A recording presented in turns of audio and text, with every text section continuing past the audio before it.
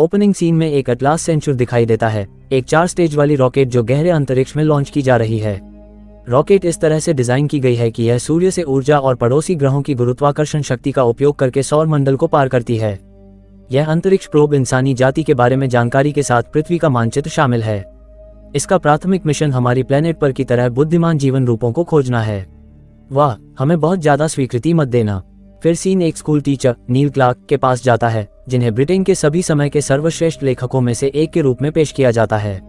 उसे उसकी सर्वोत्तम बिक्री वाली उपन्यास के बारे में सुंदर महिला कैथरीन द्वारा साक्षात्कार दिया जाता है। हालांकि नील की बातचीत को उसके कुत्ते डेनिस की भौंकने से बाधित किया जाता है। अचानक और कुत्ते आए और स्थल पर पूरी अराजकता का कारण बनाते हैं। फिर नील अपने अपार्टमेंट में अचानक जाग जाता है, जिससे पूरी स्थिति को सपना साबित होता है। उसके पड़ोसी फियोना उसके दरवाजे पर शिकायत करने आती है, जैसा हर बार करती है। इस बार उसे अपने कुत्ते को नियंत्रित करने के लिए कहती है, अन्यथा वह संस्थानों से संपर्क करना पड़ेगा। इसके बाद नील अपने कुत्ते को सैर के लिए ले जाता है। जब वो एक और पड़ोसी कैथरीन डब्ल्यू से मिलता है तो उसे बताता है कि उसने उसे अपने नए उपन्यास के लिए पुरस्कार देते हुए सपना देखा था। उससे पूछती है अगर रियल लाइफ में उसने बुक खत्म की है, तो उसका जवाब है कि बस थोड़ा सा बाकी है। पता चलता है कि नील को उस पर क्रश है और यह बात बहुत समय से है, लेकिन वो उसको खुद से कहने में शर्मिंदा है। तब तक आउटर स्पेस में एटलस सेंटोर प्रोब एक ट्यूब में सक हो जाता है, जो एक विशाल जेलीफिश शेप के एलियन शिप से जुड़ा हुआ होता है। अंदर एक्स्ट्राटेरेस्ट्रियल गैलेक्टिक काउंसिल प्रोब का जांच करती है और इलस्ट्रेशंस के साथ एक शांत संदेश मिलती है। इसके बाद उन लोगों ने पृथ्वी को एसेस किया और ये डिस्कस किया कि क्या उसे डिस्ट्रॉय करना चाहिए या फिर इंसानियत को काउंसिल मेंबरशिप के लिए कंसिडर करना चाहिए। किसी को लगता है कि अर्थलिंग्स बार्बेरिक हैं और उन्हें इंटरगैलेक्टिक कम्युनिटी के मॉरल वेलबीइंग के लिए अर्थ को डिस्ट्रॉय करना चाहिए। लेकिन एक और काइंडर काउंसिल मेंबर का सुझाव है कि ह्यूमंस को एक मौका दिया जाए अपने आप को प्रूव करने का। अगर वो सफलता मिलती है तो वो सोसाइटी ऑफ सुपीरियर स्पीशीज में शामिल हो सकते हैं। वापस पृथ्वी पर कैथरीन अपने ऑफिस में है, लेकिन उसने फोन पर ग्रांट के साथ झगड़ा किया है, जो उस पर ऑब्सेस्ड है। तभी उसके बॉस आता है और उसे अपने अगले टीवी इंटरव्यू के लिए क्वेश्चंस रीराइट करने को कहता है, जो कि बेस्ट सेलिंग ऑथर के साथ होगा। उससे कहती है कि ऑथर के पास्ट स्कैंडल्स पर ज्यादा ध्यान देना चाहिए, उसके रेप्यूटेशन को खराब करने के इरादे के साथ। कैथरीन विरोध करती है ऑथर की वाइड स्प्रेड पॉपुलैरिटी को बताते हुए, लेकिन उसकी ऑपोजिशन को नजरअंदाज किया जाता है। थोड़ी देर बाद उसे शो के प्रोड्यूसर जेम्स अप्रोच करता है, जो उसे बताता है कि ऑडियंस गॉसिप और कैरेक्टर असैसिनेशन को जनरल इंटरव्यूज से ज्यादा पसंद करती है। गैलेक्टिक काउंसिल का फैसला होता है एक टेस्ट कंडक्ट करने का। वो एक रैंडम इंसान को चुनेंगे और उसे बिल्कुल कुछ भी करने की लापरवाही की अनंत शक्ति देंगे। अगर यह चुना हुआ व्यक्ति यह शक्ति को अच्छे काम के लिए इस्तेमाल करता है तो इंसानियत को काउंसिल में शामिल किया जाएगा, वरना पूरा प्लेनेट तबाह हो जाएगा। हम तो फिर से भाग गए। फिर काउंसिल नील को अर्थ का प्रतिनिधि के रूप में रैंडम तौर पर चुनती है और उसे देता है 10 दिन दिखाने का समय कि पृथ्वी बचाने लायक है। इसके बाद वो नील को अद्भुत शक्तियां ट्रांसफर करते हैं, जो अभी बाइक से गिर गया था एक वैन के कारण। अपनी नई शक्ति से अनजान वो वैन ड्राइवर को गाली देता है, जिससे गाड़ी कंट्रोल से बाहर हो जाती है। दूसरी ओर कैथरीन एक कैफे में अपनी बेस्ट फ्रेंड रोजी से मिलती है और उसे ग्रांट के बारे में अपनी दिल की बात बताती है। जवाब में उसका दोस्त नील को कंसिडर करने की सलाह देता है, जिसे उसने भी पसंद किया है। इस बीच नील लेट स्कूल पहुंचता है। अपने हादसे के बाद उसने प्रिंसिपल के ऑफिस से बेघर निकलने की कोशिश करता है, लेकिन पकड़ा जाता है। प्रिंसिपल उसके अक्सर की देरी से परेशान होकर उसे डांटता है और अगर हो सके तो उसके जगह बदलना चाहता है। नील फिर अपने क्लासरूम की तरफ बढ़ता है, लेकिन जब वो अपने शोर मचाने वाले स्टूडेंट्स को देखता है तो उसमें घुसने में हिचकिचाता है।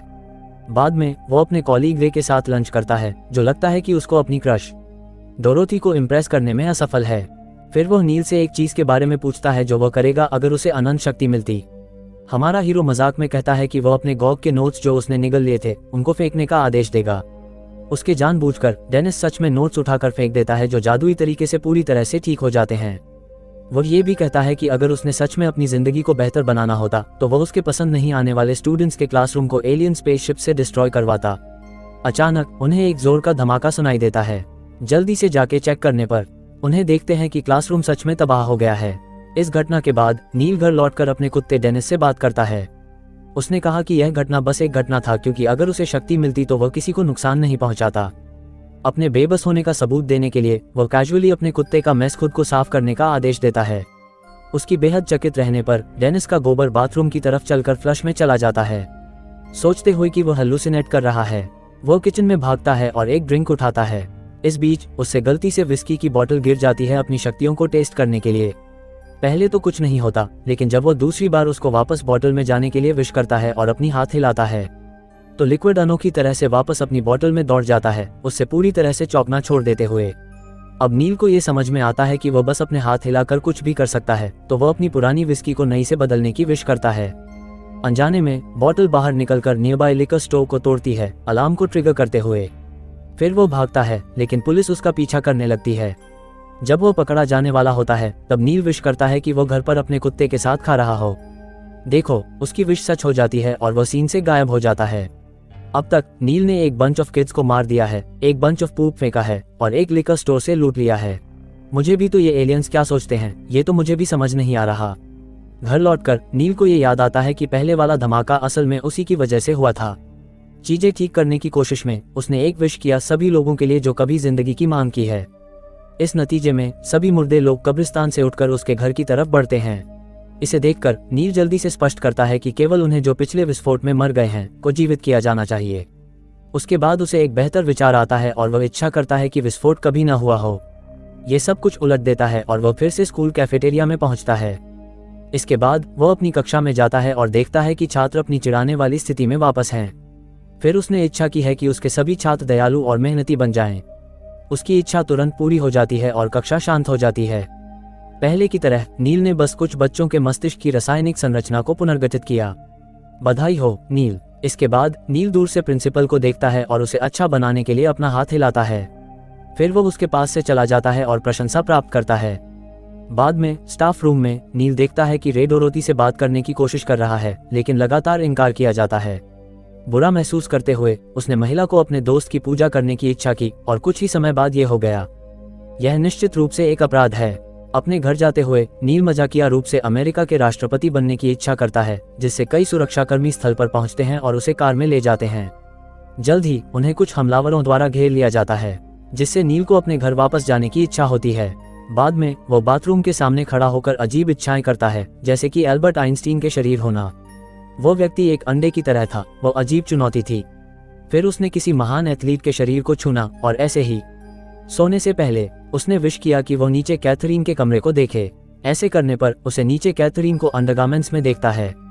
उसके कपड़े इस्त्री करने से गलती से आवाज आती है जो उसकी ध्यान को खींचती है, इसलिए वो जल्दी से यह प्रक्रिया उल्टा कर देता है और उसे भूलने का भी विश करता है कि अभी क्या हुआ था। एलियंस ने अभी तक दुनिया को क्यों नहीं उड़ा दिया। अगले दिन नील अपनी अद्भुत शक्ति को रे से शेयर करता है, जो शुरू में यह मानने से इनकार करता है। इसको साबित करने के लिए उसने एक स्केलेटन को बोलते हुए और बाहर से उछलने की कोशिश की। उसने कई जादू दिखाया, जैसे कि कमरा फूलों से भर देना। इन सब प्रदर्शन ने रे को अंत में विश्वास दिलाया, उससे चौंकाने के लिए छोड़ दिया। कहीं और ग्रांट सड़क पर कैथरीन के पास आता है और उससे डेट पर जाने के लिए समझाता है। हालांकि उसने इनकार किया और उससे सख्ती से कहा कि वह चले जाए। जाने से पहले वो उससे अपने अपार्टमेंट की चाबियां देते हैं अगर वो अपने विचार बदल जाए। रात को कैथरीन अपने अपार्टमेंट में अपने बेस्ट फ्रेंड से अपने लाइफ के गाइड के बारे में बात कर रही होती है। इस दौरान उसने नील की तरफ अपनी पसंद का इजहार किया, इसलिए रोजी उससे सुजेस्ट करती है कि वो उससे अप्रोच करे। कहीं और स्पेस में एक साइंटिस्ट एलियन कहता है कि गैलेक्टिक पावर में कुछ ग्लिचेस है।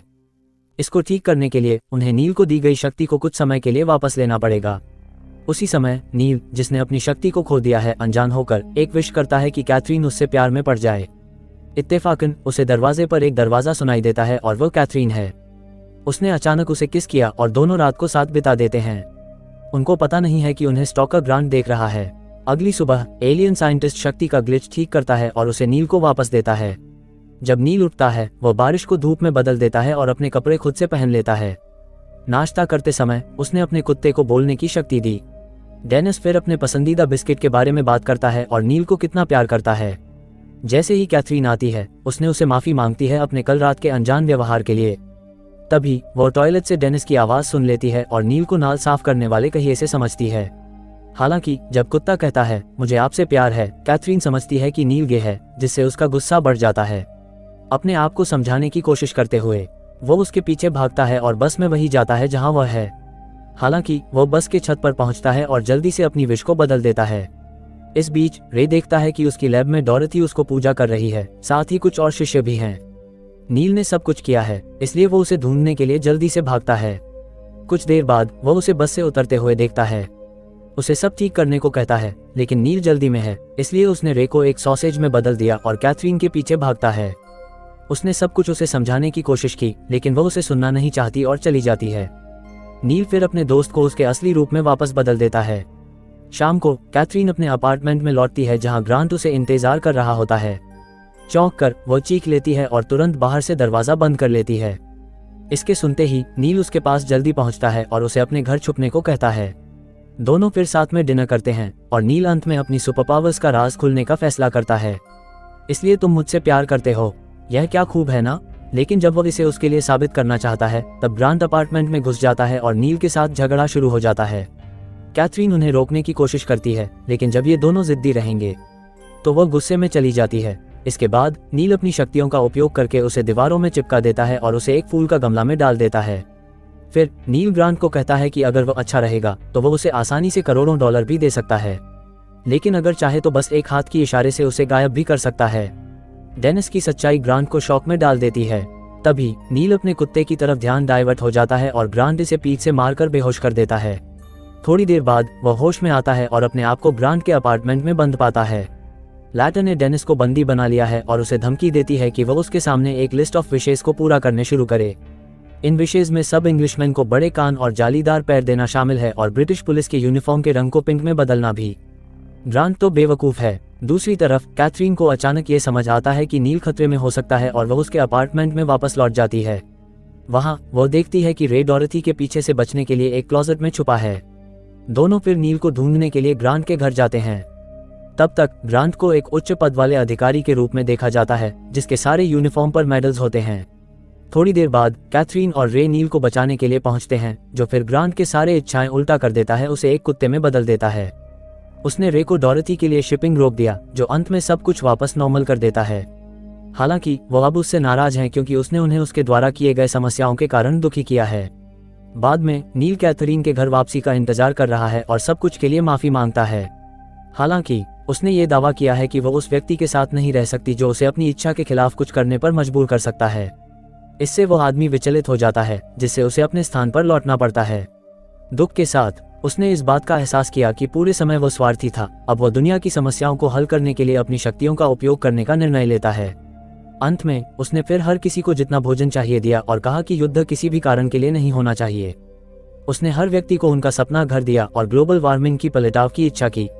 हालांकि ये सब उलट गया जब वैश्विक मोटापा फैल गया। सभी भूमि सहित रेगिस्तान घरों के लिए ले ली गई और पृथ्वी एक वैश्विक आइस युग में गिर गई। अनजाने परिणामों के सामने खड़ा होकर नील ने अपनी सभी इच्छाओं को पलटने का निर्णय लिया। अपने व्यक्तिगत जीवन और दुनिया को सुधारने के असफल प्रयासों से निराश होकर नील अविचलित करने की विचार करता है। वो पुल से कूद जाता है, लेकिन डेनिस भी उसके पीछे कूद जाता है। नतीजतन नील को अपने पालतू को बचाने और उसको खुद को बचाने के लिए मजबूर होता है। इसके बाद डेनिस अपने मालिक को शक्ति देने के लिए कहता है। अपनी अधिक आज्ञाकारिता और स्वार्थी इरादों की जोरदार उपेक्षा करते हुए नील थोड़ी देर तक सोचता है और मान जाता है। अरे यार, बहुत सारे लोग अब हम्प होने वाले हैं। इस बीच अंतरिक्षियों का फैसला होता है कि पृथ्वी योग्य नहीं है। ये पता चलता है कि अंतरिक्षीय परिषद का नीति के प्रति उल्ट मुहावरा ज्ञान है। ये डोमिनेंस को अच्छा और कमजोर को बुरा मानता है और नील की कोशिश जैसे युद्ध को खत्म करने और दूसरों की जिंदगी को बेहतर बनाने की बातें को कमजोरी की निशानी मानता है, विश्वास करते हुए कि पृथ्वीवासी कमजोर हैं। अंतरिक्षियों का फैसला होता है कि अब पृथ्वी को तबाह कर दिया जाए, लेकिन एक अनर्थ पर डेनिस, जो अब सभी शक्तियों का मालिक है, चाहता है कि शक्ति का स्रोत तबाह हो जाए। इससे अंतरिक्षियों के स्पेसशिप और जुड़े हुए ग्रहों का नाश होता है। अगली दिन नील को उसके अपार्टमेंट में वापस लौटा दिया जाता है। नील अब शक्तियों के बिना हिम्मत जुटाता है और कैथरीन को डिनर के लिए बुलाने का फैसला करता है, जिसके लिए वो बहुत खुश होता है। वो उसके प्रस्ताव को स्वीकार करती है। दूसरी तरफ ये पता चलता है कि डेनिस अब भी शक्तियों का मालिक है, क्योंकि उसने सिर्फ शक्ति का स्रोत तबाह करने की इच्छा की थी, न कि शक्तियां खुद। क्या अंतरिक्षियों की नस्ल का नाश सच में खुशी का अंत है? मुझे नहीं पता। इस चैनल को और वीडियोस देखने के लिए सब्सक्राइब करें, नोटिफिकेशंस को ऑन करें और लाइक करके चैनल की मदद करें। देखने के लिए धन्यवाद।